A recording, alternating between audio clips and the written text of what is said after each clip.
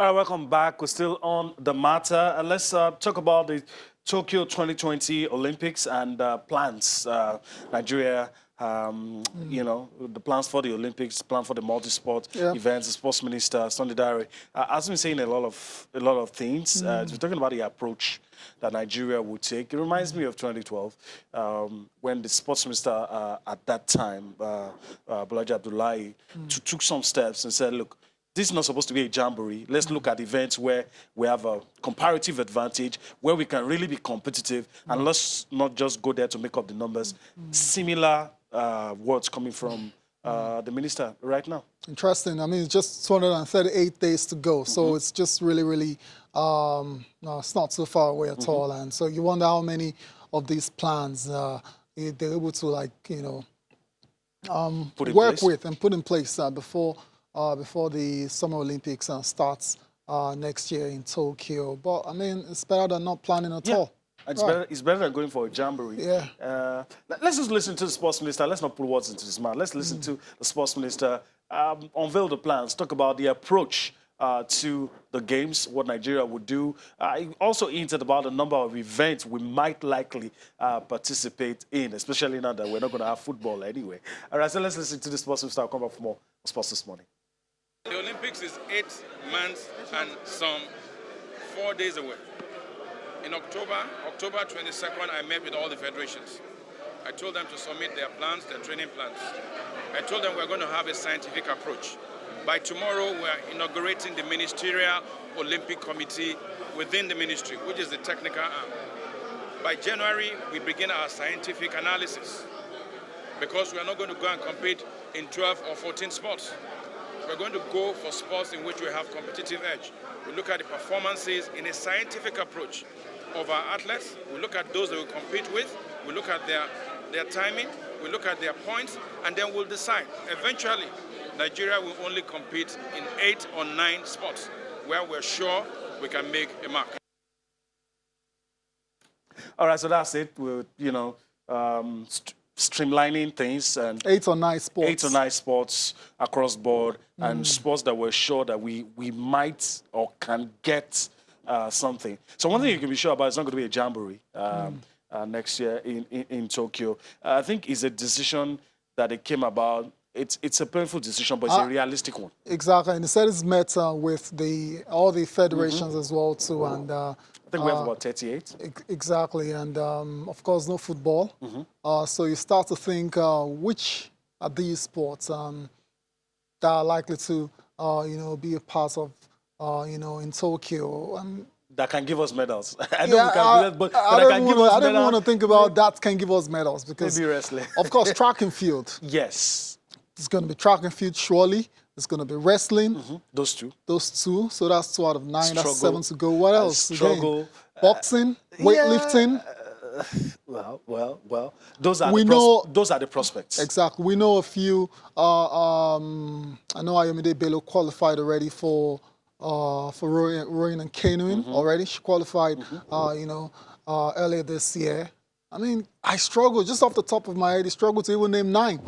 So I can see what the minister is doing, in trying to, no jamboree, nothing like that. We're going to go there and compete in the sports where we've got a realistic chance of winning something. Even winning something is not guaranteed, but at least have a chance. Still in the shout. Yeah, exactly. It'll be very interesting. We still have a few days to go to the Olympics, and we'll see what they come up with eventually. We're still talking sports, and this time let's talk about developing the sports. And in Imo State, they've got something interesting going. Yeah, they're thinking about the next National Sports Festival. They've already inaugurated the 33-member National Sports Festival bid committee. And this reminds you of how Edo State vigorously pursued getting, after Abuja hosted, the last one. And Imo State is doing that now. And it's good because when Edo State came, they were not only the front runner, they were the first state to show interest. Right. And by the time the bid had gathered momentum, it was very difficult for any other state, I beg your pardon, to come into the fray. And and they did this. They had this. A lot of stakeholders were at the event that they put together when they inaugurated this 33-member National Sports Festival. Be that in your picture there, you just saw the sports minister as well in there. I mean, you look at the committee and the names that you see there, a lot of names that we're familiar with when it comes to sport. The committee is being chaired by Dan Ingram, who's a veteran sports administrator in the country. You also have other personalities like Ibrahim Galadima. You have Chief, you have Adoke Mesemeka, you have Kola Olokpade, Mike, Kanon Wanko, Tunji, I think, yeah, you can go on and on. So all those guys, they've been there, done it when it comes to sport. So you say they've put together a fantastic beat committee, and it'll be very interesting to see. If any other state wants to put the committee together, who are they going to put? Rival, they've taken everyone else. They've taken everybody else. Yeah. All right, so let's listen to the stakeholders talk about the ambitious plan of Imo State to win the bid Hosting for rights. the 21st edition of the National Sports Festival. The idea of having this summit came from us because we know what we want to do. We want to have a roadmap, we want to have a blueprint on how to run sports. And we believe that the people we brought here today got across the whole country. And the minister has said that, look, they are looking at the IMO model in what we have done today, both in terms of the summit and in terms of what the governor is doing to have a stadium in every local government area in the state. He said he came here to encourage the governor. He came here to appreciate what Imo State doing in sports. And this is our joy, that the whole nation is looking towards Imo now to copy what we are doing, even when we have not stayed up to 6 months in office. So we believe that the ideas we are putting together today, we are going to, of course, have all these papers, go through them, study them, come up with a policy that, like the minister said, he would want to have a copy. So we are going to make it, document it, and use this as our own Bible to guide us throughout our tenure. All right, the Imo State Sports Summit, you listen to Chairman of the Imo State Sports Commission, Fano Duboke, talking about a whole lot of things. We've already told you about the 33-member committee that are pushing for the bid. They are pushing for it. And other things talking about sports development in Imo State. Yeah. I like this because before the Abuja National Sports Festival, went for a long time without any competition. Yeah. Exactly. Immediately that was held. You talked about Edo State already showing keen interest, and they grabbed it. Now, before even Edo hosting it, you have Imo State signifying interest, wanting to host it. That is just fantastic, and we hope that it's going to be like this for years to come, and because that long period when there was no National Sports Festival wasn't good at all, and we hope that's not the case. Again, let's move on from Imo State now. Let's go to Delta State and talk about the Principals Cup, still about developing the sport of football. The Principals Cup final was played, and we have a winner, College of Commerce from Warri, are the champions after defeating Zappa Mix Secondary School by 2-1 in the 4th edition of the Delta State Principals Cup. It was a very, very competitive affair. You can see the players being at the Stephen Keshi Stadium. It gets in the opportunity to play, at that stadium is fantastic. Seeing the file out and the pre-match ceremonies. And you see that the governor is watching. He's in the stands. And I mean, a lot of dignitaries. A lot of dignitaries, not just the governor, exactly. And a very excited governor as well, talking about being happy that they're discovering talent. That's the sole aim of this competition. And a whole lot of other, things given to the winners and all. I mean, it was a good day for football. Absolutely, you can say that again. Second half, first half goalless, but second half, College of Commerce started brightly and eventually broke the deadlock. We can see how that goal came about there, and it was a tough game. 2-1 it ended. Fitting for a final. As the scoreline suggested, and some interesting goals as well too from these young stars. You can see the fans in the stand, obviously celebrating that the team, found a way to score and to break the deadlock in the match. And I mean, I like this a lot because a lot of those kids would have never imagined or would have never had the opportunity to play on a pitch like this or Yeah. in the Stephen Keshi Stadium if it wasn't for the Delta State Principals Cup. And growing up, we know how important the Principals Cup was, and it's good to see states like Delta State still upholding the tradition. Yeah, it's not just the guys that played, even the ones that didn't play, to be able to enter into the stadium and to aspire, for bigger opportunities like this. And it's also good that it's on TV. That's another thing that must be said. But let's just take some reactions from the Delta State Principals Cup. Let's listen to the Delta State Governor, Governor Ifeanyi Okowa, speaking. We still have pictures on still screen. Pictures. That's the winning goal from the penalty spot. Yeah, winning goal from the penalty spot. Let's just take reaction, like I said earlier. The governor, Governor Ifeanyi Okowa, that's me a picture speaking about look at the NFF the aim and objective. So Amaju Pinnick also in your picture. But let's listen to the governor sharing his thoughts on the aims and objectives of the Delta State Principals Cup. A lot of quality in the play.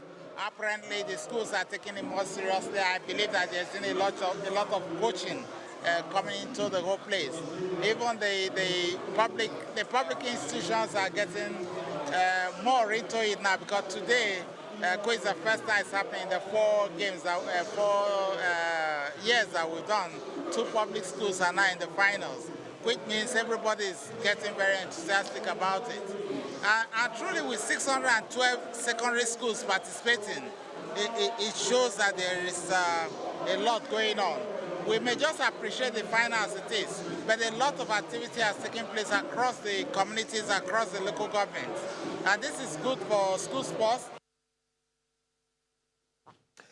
Governor Ifeanyi Okowa talking about the aims and objectives of the competition and how impressed he is about the turnout and the fact that the main essence is to discover talent. Absolutely, main essence is to discover talent. Let's also get to listen to the Commissioner of Basic Education as well. So of course, it was a part of the competition, and he is very, very excited with the 4th edition.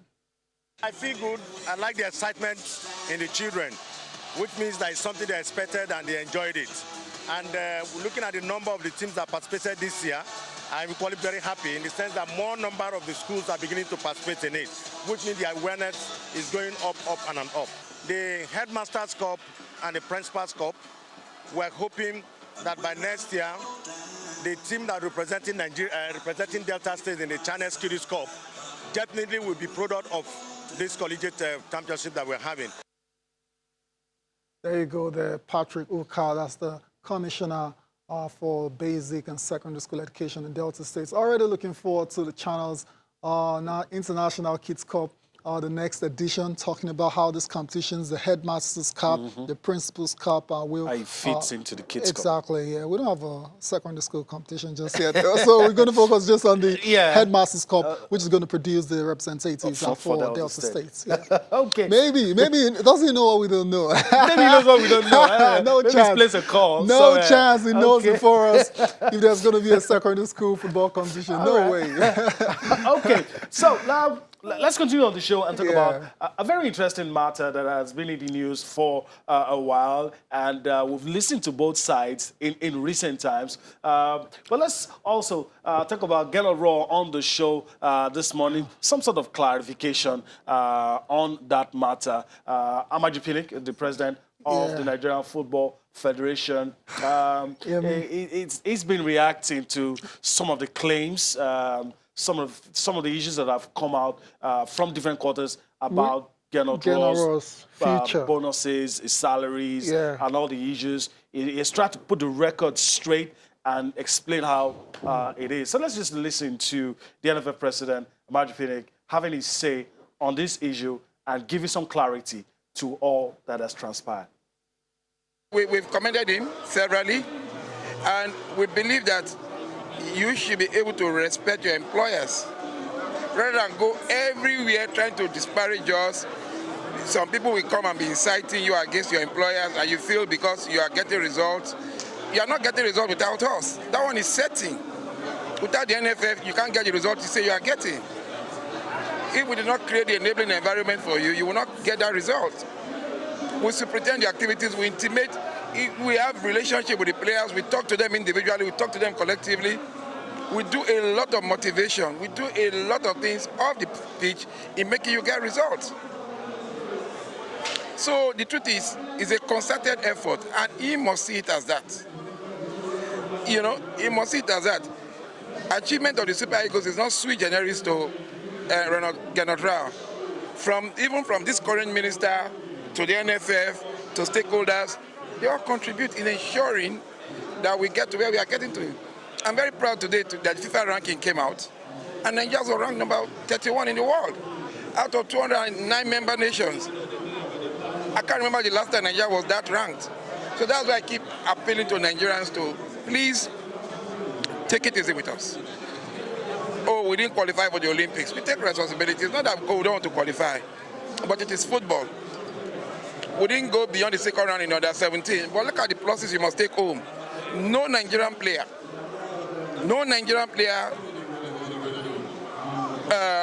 falsified their age. No Nigerian player failed the MRI test. And if you see, the journey to the under 17 this year was the most tortuous in the history of that tournament. First, they played the Waffle. They needed only one team. Out of Waffle, Waffle present the strongest teams in Africa. Ghana, Cote d'Ivoire, Mali, Burkina Faso. Nigeria qualified from there. Nigeria went to the Continental Bar, qualified from there again. To us, those are the pluses. Of course, we want to win and raise our tally to 6, but it's football. But what are the take-homes? There's Said, there's Olusegun, there are some of these players that we have seen, and we are going to nurture them and keep them together. All right, welcome back. Ahmad Pinnick, the president of the NFF. They said a lot, and I guess maybe both parties can sheath their swords. Yeah, I mean, let's focus on football. The battle has been brewing for a while now. Yeah, if you've been following, you know there's been a battle brewing between the coach, Rohr, and Amaju. Okay, the NFF, Amaju Pinnick, they're all the same, and you wonder why that's the case now. At a point when there's some sort of stability with the Super Eagles, and we can see in the results. Interestingly, you mentioned the fact about the rankings as well too. So everything is going on well. So why try to bungle it with all this things pressing the self-destruct coming button. out? It's been coming out for the last few weeks now, and a lot of people have been predicting trouble. We just hope they're able to sort whatever differences that they have. Rohr's contract, interestingly, is going to end in 2020, in the middle of trying to qualify for the 2021 AFCON. You wonder why that's even the case. And the coach has come out several times and talked about how the other federations interested in appointing him, and he's going to be free to sign with anyone come January 1st. And so there's a lot of issues going on there. We hope everyone, and the NFF in particular, can nip it in the bud so we don't get to have any issues with the Super Eagles of Nigeria trying to qualify for the AFCON. They've won 2 games already, and they are top of their qualifying group. Just wanted to stay that way. Let's leave the Super Eagles and Ahmad Pinnick and the NFF for now. Let's talk about the Nigerian Professional Football League match day 6. Games will be played across various centers on Sunday. And like Yemi said at the start of the show, the star match has to be the one between Plateau United and Kano Pillars. Other games, Jigawa Golden Stars versus FC Fanyuba, Sunshine Stars, Akwa United, Dakada FC will take on Warri Wolves, Nasarawa United versus Kwara United, Adamawa United will slug it out against Katsina United. A lot of games to look forward to. That's the concluding part of the fixtures for week 6 of the Nigerian Professional Football League. We need to go on our break. Final break for the show. When we come back, we'll be talking about the future of Unai Emery as the manager of the Arsenal.